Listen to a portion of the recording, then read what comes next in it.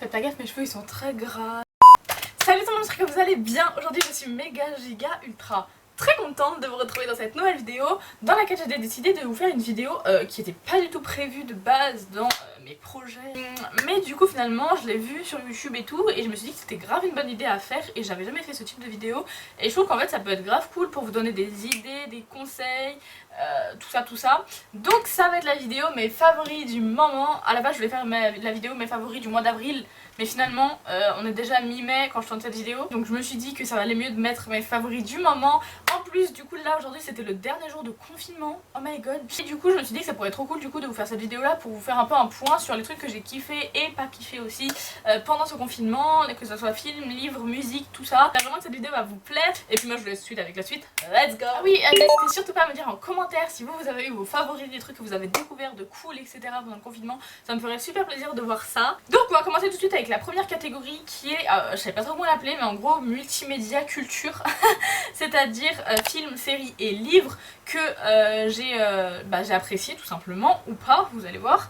Donc on va commencer tout de suite avec les livres. J'ai pas lu énormément, malheureusement j'ai pas profité de ce temps de confinement pour lire plus. Donc j'ai juste lu un livre là pendant cette période de confinement que j'ai adoré. Il s'agit du livre Intuition qui se présente comme ceci. Voilà, donc en gros ce livre il raconte l'histoire d'une fille qui a un don assez spécial.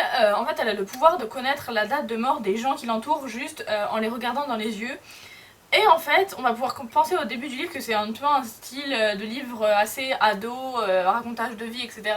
Mais finalement, ça part vraiment, je trouve, sur vraiment des réflexions psychologiques parce que, ça devient même hyper intéressant en fait de se dire est-ce que c'est possible d'éviter en fait une chose qui est déjà inscrite dans notre destin. Après on y croit pas, mais c'est vrai que ce livre il l'exprime hyper bien. La fille elle le vit ultra mal, c'est hyper compliqué pour elle parce que du coup elle arrive à s'attacher à personne, que ce soit à sa famille ou à ses amis, dès qu'elle rencontre un ami ou quoi et qu'elle voit sa date de mort ça la met mal. C'est hyper intéressant je trouve de voir un peu, de se mettre dans le quotidien de cette personne là et de se dire qu'en fait c'est pas vraiment une chance de connaître ce genre de choses. En fait qu'est-ce qu'on fait quand on a un don mais maudit un peu comme ça, qu'est-ce qu'elle arrive à en faire, est-ce qu'elle peut en faire bon usage ou pas.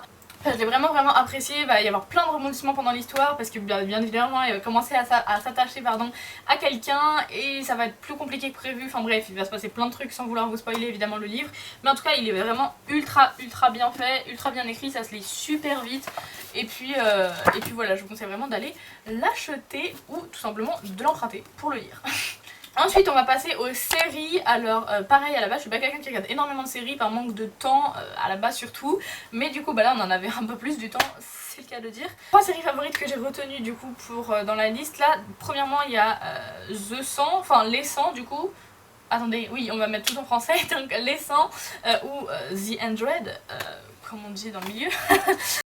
Une série mais vraiment je suis tombée fan de la série, j'ai pas encore fini mais j'ai tellement adoré cette série. Donc pour ceux qui connaissent pas l'histoire, en gros c'est une série dans laquelle on est dans le futur, dans un futur assez lointain et où la terre ne serait plus habitable. Donc ceux qui sont encore en vie du coup, qui ont survécu aux radiations de la terre, tout ça, sont partis vivre dans l'espace sur un endroit qui s'appelle donc l'Ark, qui est en réalité donc un énorme vaisseau où en fait c'est un lieu de vie.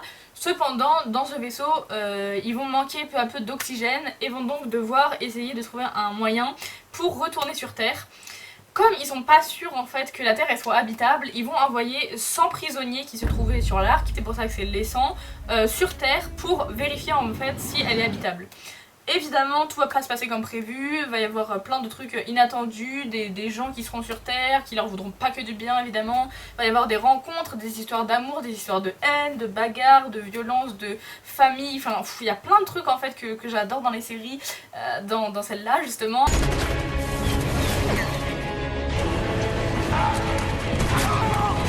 On s'attache de ouf aux personnages, il y a plein de rebondissements, bon, des fois ça part un peu en cacahuète, t'es en mode... Pardon, il vient d'où lui, il sort d'où, pourquoi, qu'est-ce qu'il fait là. Genre l'ambiance créée elle est hyper bien faite, genre vraiment pour ceux qui regardent n'hésitez vraiment pas à me dire vos persos préférés et tout en commentaire, j'aimerais trop savoir. Ensuite donc il y a une autre série que j'ai commencé récemment, que pareil j'ai pas fini, je crois que vraiment... Ouais j'ai fini aucune série dans ma vie genre. Bref donc c'est la série You. Alors cette série, comment vous dire, j'arrive pas en fait à décider si je la hais ou si je l'adore. Genre c'est hyper bizarre. C'est une série qui est vachement basée sur la manipulation du spectateur. Ça veut dire qu'à un certain moment, on va adorer le personnage principal et il va nous faire pitié, on va vouloir l'aider et tout. À d'autres moments, on va le haïr, on va le détester, j'ai envie qu'il crève quoi, vraiment c'est un truc de ouf. Bref, donc pour ceux qui connaissent pas encore une fois le scénario, c'est l'histoire d'un gars tout à fait lambda, un vendeur de livres, donc un libraire, qui va un jour rencontrer une femme qui vient juste acheter un livre dans sa librairie, donc, et il va en fait en tomber amoureux d'un coup de foudre de ouf, mais coup de foudre à un tel point qu'il va vouloir tout contrôler chez cette dame, un amour maladif, comme on dit, un amour obsessionnel pour elle, donc ça veut dire qu'il va passer vraiment ses jours à tout fouiller, à la suivre, enfin ça va hyper loin, mais vous allez voir ça dans la série. Nous, à notre place, à des moments donnés, limite on le comprend vraiment, enfin genre je sais pas si j'étais la seule dans ce cas là, mais je pense que c'est vraiment la série qui fait tout pour faire ça. Mais le gars c'est un malade mental, c'est un psychopathe, et à certains moments on se dit ah le pauvre, oh non et tout, et limite il nous fait pitié. Je vous laisse regarder, elle est vraiment intéressante à voir pour voir un peu genre comment juste grâce à un scénario et tout on peut réussir à manipuler le spectateur quoi. Alors en dernier j'ai mis la série Elite, série très connue que tout le monde a commencé à regarder, enfin à regarder la saison, je crois que c'est la saison 4 qui est sortie, je sais plus. Donc Elite c'est l'histoire en gros d'un lycée qui s'est effondré dans une banlieue qui est vraiment assez mal fréquentée et tout. Donc le lycée s'effondre et les rescapés, enfin ceux qui restent et tout, donc qui ont plus de lycée, certains vont avoir le droit à une bourse pour aller dans un des lycées les plus riches et les plus haut placés du pays, donc c'est une série espagnole. Un lycée vachement prisé et tout du quartier. Et donc forcément ça va faire des histoires, il va y avoir plein de problèmes entre les classes sociales, ça montre vachement genre tout ce qui peut retomber sur les enfants et les histoires que ça peut engendrer. La façon dont elle est réalisée c'est vachement intéressant parce qu'en fait genre c'est pas le fil de l'histoire qui est raconté normalement comme dans d'autres séries, genre par exemple je sais pas Riverdale, très bonne série également d'ailleurs.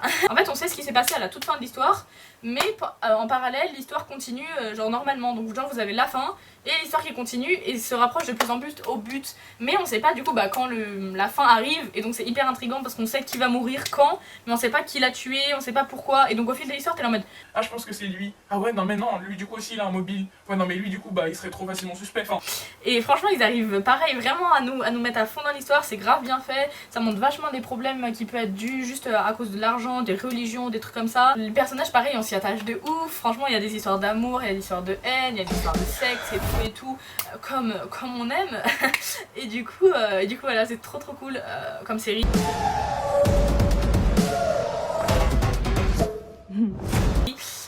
Je vous la conseille vachement également.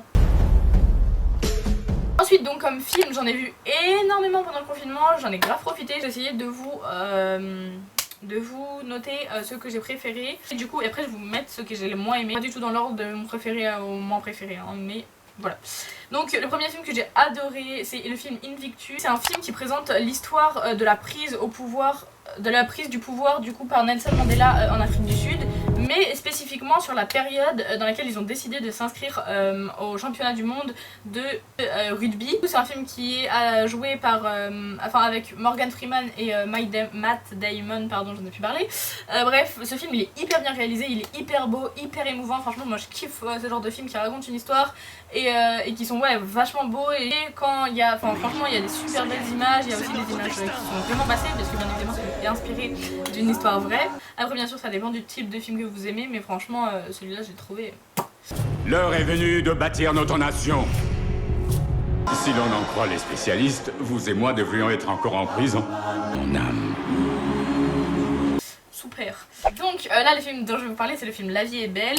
En fait depuis un an je sais pas ce que j'ai, mais j'adore regarder les films de guerre, enfin j'adore, genre je trouve ça ultra touchant et à chaque fois je finis à chialer comme je ne sais pas quoi, mais les films ils sont tellement bien réalisés pour ça, ils mettent tellement ça en avant, c'est tellement émouvant, tellement je sais pas, t'as des frissons pendant tout le film et tout, et tu te dis mais comment c'est possible, vraiment est-ce que ça a vraiment été comme ça quoi. Bref, c'est un film qui est ultra connu, mais pour ceux qui connaissent pas, en gros du coup c'est un film qui se passe pendant la Seconde Guerre mondiale. Et l'histoire du coup d'une famille juive qui va se faire, embarquer pendant la guerre quoi, de force évidemment. Et du coup parmi cette famille donc il y a les deux parents et le petit, donc leur enfant. Et en gros genre le père il va décider de faire croire à son fils, en fait de tout prendre pour que son fils, vu qu'il est tout jeune, il a genre sais pas, il doit avoir 5-6 ans, un truc comme ça.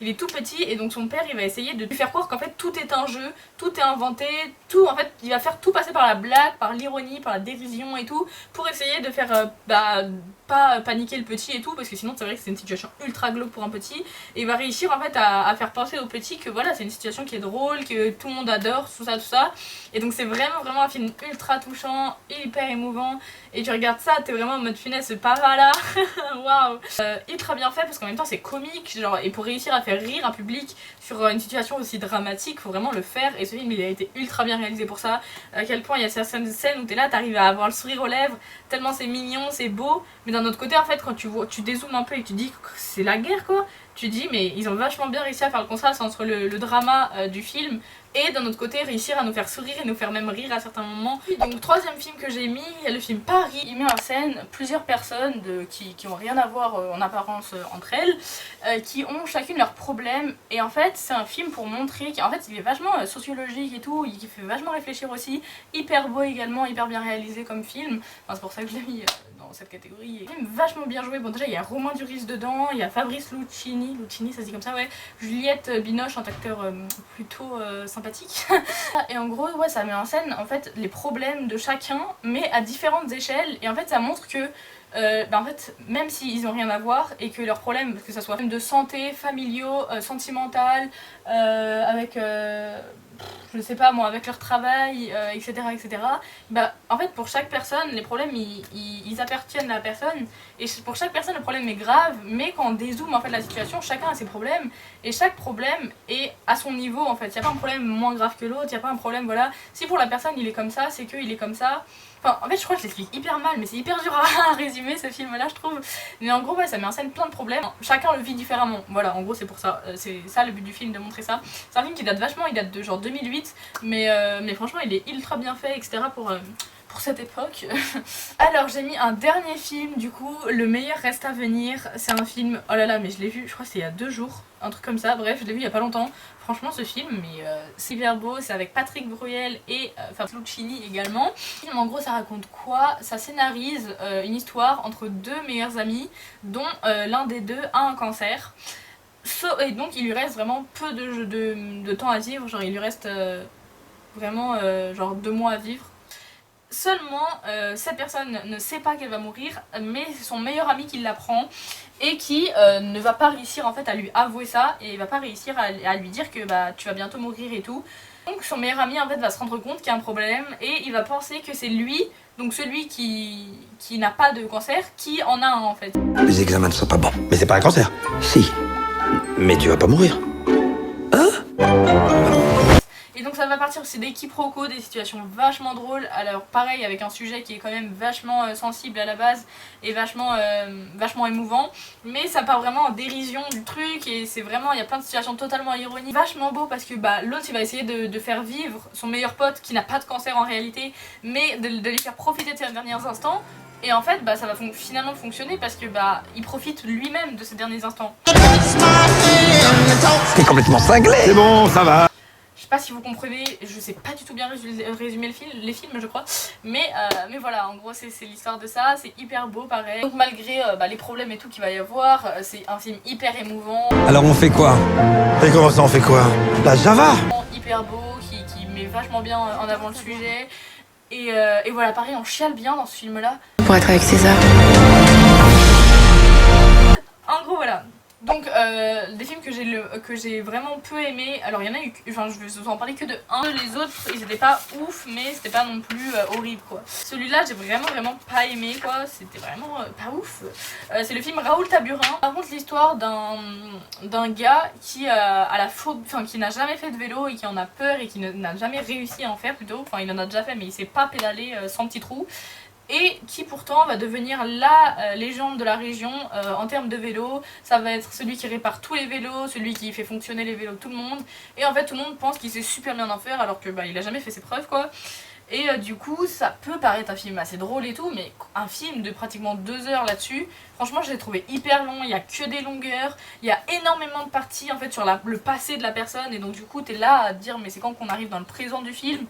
Enfin franchement voilà, bah, je l'ai pas adoré, enfin je l'ai pas apprécié du tout même, mais après évidemment à vous de vous faire votre propre avis.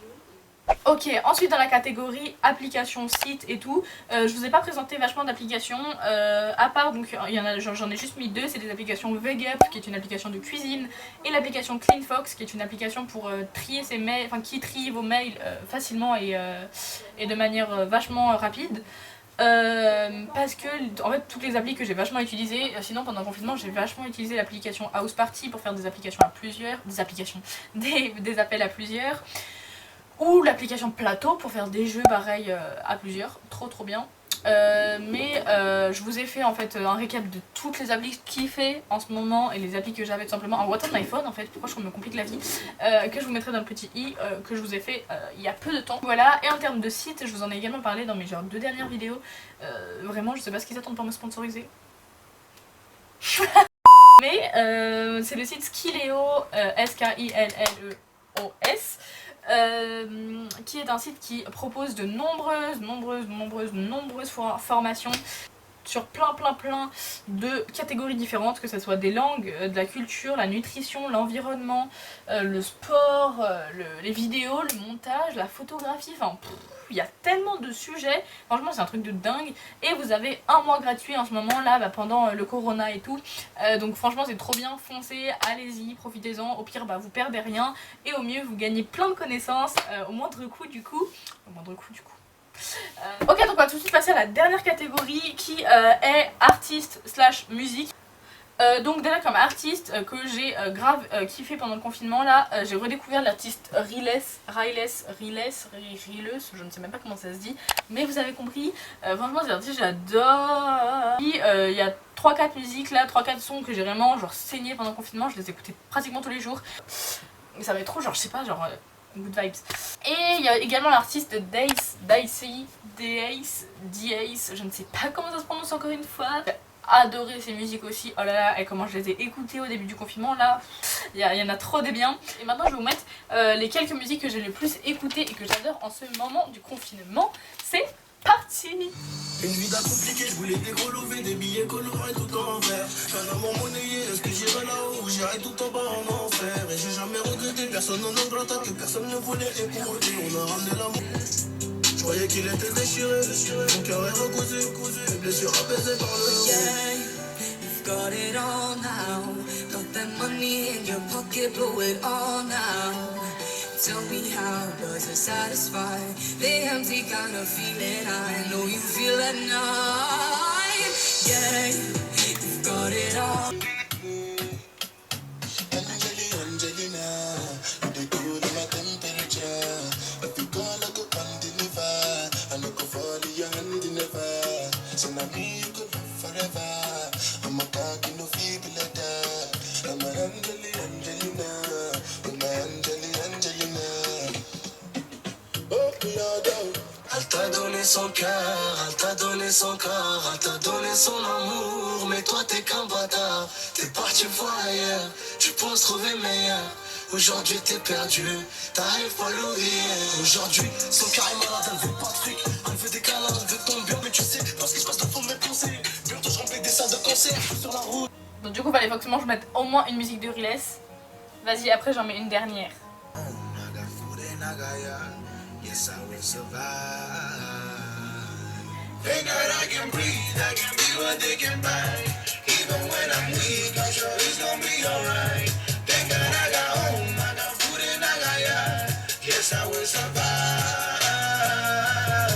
There will be highs and lows. Thank God I'm brimming, okay, not prove. Damn how. Oh, I want more. Time to hit the road now. Time to hit the road. Time to let it go now. Time to let it go. I'ma hit the road. I'ma hit the road.